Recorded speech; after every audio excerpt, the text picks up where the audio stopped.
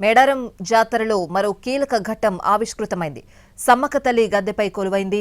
రెండో రోజు ప్రధాన ఘట్టాన్ని కన్నులారా వీక్షించి పులకించిపోయారు భక్తులు. చిలకలగుట్ట వద్ద పూజలు చేసిన తర్వాత మేడారానికి సమ్మక్కను తీసుకొచ్చారు. చిలకలగుట్ట నుంచి అమ్మవారు కిందకు దిగే టైంలో గౌరవ సూచకంగా ఎస్పీ గాల్లోకి కాల్పులు జరిపారు.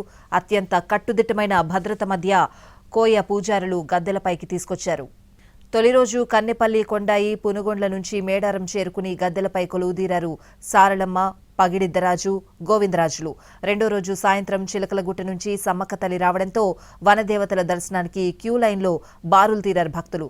వనదేవతలకి బెల్లం మొక్కులు చెల్లిస్తున్నారు.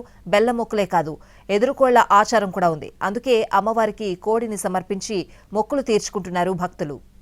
మేడారం పరిసరాల్లో ఎటు చూసినా ఆధ్యాత్మిక శోభ కనిపిస్తోంది. 8 కిలోమీటర్ల దూరం వరకు భక్తులు కనిపిస్తున్నారు.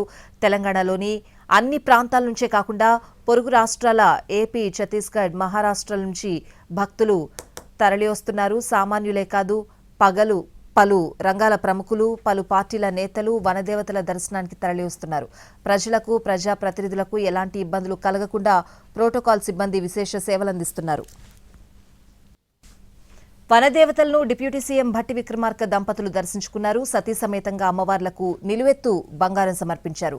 సమ్మక్క సారళమ్మ దయతో తెలంగాణ రాష్ట్రమంతా సుభిక్షంగా ఉండాలని ఆకాంక్షించారు భట్టి విక్రమార్క. సారళమ్మను దర్శించుకున్న కేంద్ర మంత్రి కిషన్ రెడ్డి మేడారాన్ని అభివృద్ధి చేసిన రేవంత్ సర్కార్ను అభినందించారు.